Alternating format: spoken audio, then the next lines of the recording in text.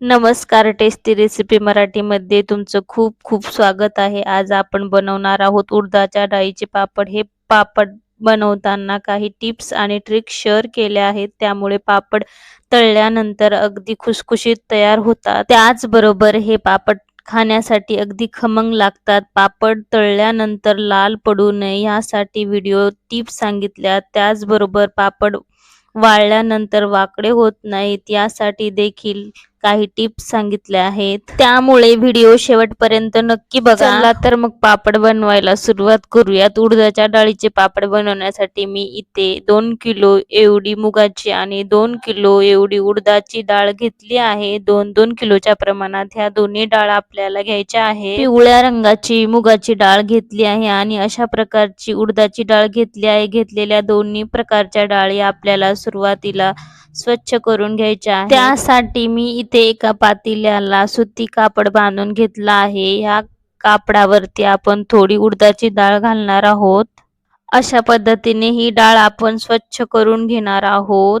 असं केल्यामुळे डाळीतील पावडर ही या पातेल्यात पडते आणि आपली डाळ ही स्वच्छ होते. आता ह्या दोन्ही डाळी मी इथे स्वच्छ करून घेतल्या आहेत. त्यानंतर बघू शकता पातेल्यात काळं असं हे पावडर खाली पडलं आहे. या पावडरमुळे आपले पापड हे काळपट होऊ शकतात. त्यामुळे अशा पद्धतीने ह्या डाळी स्वच्छ करून घेणे खूप गरजेचं आहे. ह्या पद्धतीने तुम्हाला डाळ स्वच्छ करायची आहे. डाळ न धुता आपल्याला ह्या अशा स्वच्छ करून घ्यायच्या आहे. डाळी स्वच्छ करून झालं की मिक्स करून आपल्याला ह्या डाळी गिरणीमधून दळून आणायच्या आहेत. अगदी बारीकसर असं दळायचं आहे. जास्त जाडसर पीठ दळून आणायचं नाही. ज्या पद्धतीने आपण चपातीसाठी पीठ बारीक करतो त्याचप्रमाणे हे पीठ बारीक करायचं आहे. अशा प्रकारे बघा व्हिडिओमध्ये दिसत आहे मी इथे बारीक असं दळून आणलं आहे पीठ. आता एका स्टीलच्या पातेल्यामध्ये 4 ग्लास पाणी टाकायचं आणि हे पाणी आपल्याला कोमट असं गरम करून घ्यायचं आहे.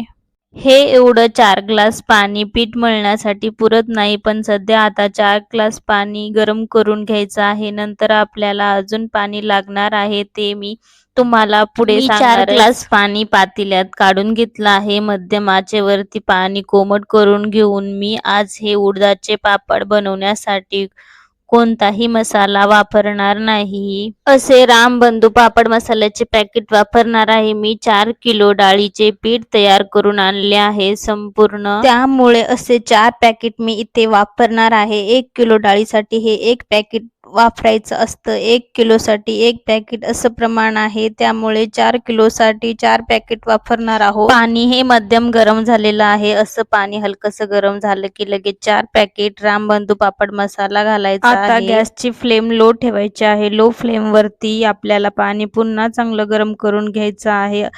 पापड मसाला पाण्यात घातल्यानंतर जास्त वेळ गॅस चालू ठेवायचा नाही. अगदी मंद ते मध्यम आचेवरती 2 ते 3 मिनिटं हे पाणी पुन्हा चांगलं कोमट करून घ्यायचं आहे. असं केल्यामुळे काय होतं, आपण जो हा पापड मसाला घातला आहे पाण्यामध्ये तो चांगला व्यवस्थित पाण्यामध्ये मिक्स होतो, चांगला मेल्ट होतो. चला तर मिक्स करून घेऊयात. या ठिकाणी 2 ते 3 मिनिटे झाली आहे. मध्यम ते मंद आचेवरती हा मसाला पाण्यात घातल्यावरती गॅस चालू ठेवला होता. आता लगेच गॅस बंद करायचा आहे. हे कोमट पाणी आपल्याला बोट बुडल एवढंसं थंड करून घ्यायचं आहे. हे कोमट पाणी आपल्याला पीठ मळण्यासाठी वापरायचं आहे. त्यासाठी दळून घेतलेलं सर्व पीठ एका परातीमध्ये काढून घ्यायचं आहे. यामधलं काही पीठ आपल्याला बाजूला ठेवायचं आहे, कारण ते पीठ पापड लाटताना आपल्याला वापरायचं आहे. पापडाचं पीठ परातीमध्ये काढून घेतल्यानंतर यामध्ये आपल्याला मिक्स करून घेतलेलं कोमट करून घेतलेलं पाणी ओतायचं आहे. आता हे पाणी ह्यामध्ये ओतताना आपल्याला ते एकसारखं ओतायचं नाहीये. थोडं थोडं करत ह्यामध्ये पाणी ओतायचं आहे आणि अशा पद्धतीने हे मिक्स करून आपल्याला घ्यायचं आहे. या पिठाला छान मळून घ्यायचं आहे. थोडं थोडं करत हे पाणी आपण या पिठात टाकलं तर हे व्यवस्थित मळलं जातं. पापडाचं पीठ मळताना आपल्याला हे पीठ अगदी घट्टसर मळावं लागतं, कारण ते पीठ भिजल्यानंतर पागळलं जातं. त्यामुळे आपल्याला हे पीठ अगदी घट्टसर मळायचं. ते अगदी सेलसरही नको किंवा पातळही नको, घट्टसर मळायचं आहे. ही खूप महत्त्वाची टीप आहे. जर का हे पीठ आपण पातळसर मळलं ना तर ते आपल्याला पापड लाटताना खूप अवघड जातं आणि पापडही लाटता येत नाहीत व्यवस्थित. कोमट केलेल्या पाण्यामध्ये मी जेवढी शक्य आहे तेवढी व्यवस्थित मळून घेतली आहे. बनवून घेतलेले मसाल्याचे पाणी तुम्हाला पुरत नसेल तर तुम्ही नॉर्मल टेम्परेचरचे साधे पाणी देखील वापरू शकता. आपण घेतलेल्या पाण्यामध्ये हे सर्व पीठ मी इथे मळून घेतलं आहे. मला जास्त पाणी नाही लागलं. तुम्हाला प्रमाण हवं असेल तर 1 किलो पिठासाठी 2.25 कप पाणी वापरायचं आहे.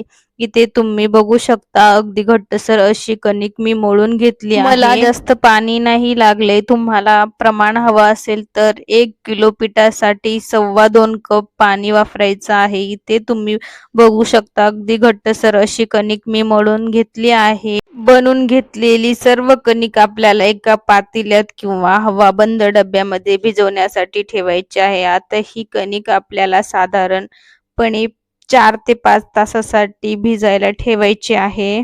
मी 4 ते 5 तासासाठी या पातेल्यात भिजत ठेवली होती. त्यानंतर इथं बघू शकता हे अगदी व्यवस्थित भिजलं आहे. कमीत कमी हे 4 ते 5 तासासाठी भिजवायचं आहे आणि जास्तीत जास्त हे तुम्ही 1 दिवसासाठी ठेवू शकता. त्यानंतर तुम्ही याचे पापड बनवू शकता. पीठ व्यवस्थित भिजल्यानंतर पापड अगदी व्यवस्थित बनतात. आता भिजून घेतलेल्या पिठापैकी थोडं पीठ मी अशा खोलगट भांड्यात काढून घेतलं आहे. त्यानंतर आपल्याला ते अशा प्रकारे कुटून घ्यायचं आहे. तुमच्याकडे पाटा वरवंटा जर असेल तर तुम्ही त्याचा वापर करू शकता. माझ्याकडे नाहीये त्यामुळे मी अशा प्रकारे हे पीठ कुटून घेत आहे. असं केल्यामुळे आपले पापड हे अगदी छान असे पांढरे शुभ्र तयार होतात. त्यामुळे जेवढं शक्य आहे तेवढं हे पीठ आपल्याला व्यवस्थित असं कुटून घ्यायचं आहे. थोड्या वेळेसाठी हे पीठ मी इथे व्यवस्थित कुटून घेतलं आहे. त्यानंतर मी हे व्यवस्थित असं मळून घेणार आहे, मऊ करून घेणार आहे. पापडाचं पीठ आपण जेवढं व्यवस्थित असं मऊ सर करू ना तेवढे आपले पापड अगदी छान पांढरे शुभ्र होतात. इथे तुम्ही बघू शकता कपडे पिळतो ना त्याचप्रमाणे पीठ आपल्याला पिळून घ्यायचं आहे. असं करत करत हे पीठ आपल्याला छान असं मऊसूत करायचं आहे. जेवढं शक्य आहे तेवढं व्यवस्थित मळून घ्यायचं. ह्यामुळे आपले पापड तळल्यानंतर लाल होत नाही. त्यामुळे ही स्टेप खूप महत्वाची आहे. जेवढं शक्य आहे तेवढं व्यवस्थित असं हे पीठ या पद्धतीने आपल्याला मळून घ्यायचं आहे. हे पीठ मळताना आपल्याला थोड्या तेलाचा वापर करायचा आहे. जास्त तेलाचा वापर अजिबात करायचा नाही. जास्त तेलाचा वापर केला तर हे पापड जास्त काळासाठी टिकणार नाही. त्यानंतर अशा पद्धतीने ह्या रोल तयार झाला की आपल्याला त्याचे छोटे छोटे गोळे तयार करायचे. आपल्याला त्याच्या लाट्या बनवून घ्यायच्यात पापड लाटण्यासाठी. थोडं पीठ मी इथे मऊसर करून घेतलं आहे आणि त्यानंतर रोल करून घेतला आहे. रोल बनवून घेतल्यानंतर लगेच मी याचे पापड बनवण्यासाठी घेणार आहे. एवढ्या रोलचे पापड बनवून झाले की मी लगेच दुसरे पीठ ते मळून घेणार आहे आणि त्यानंतर त्याचे सुद्धा पापड बनवून घेणार आहे. असं करत मी सर्व पापड लाटून घेणार आहे.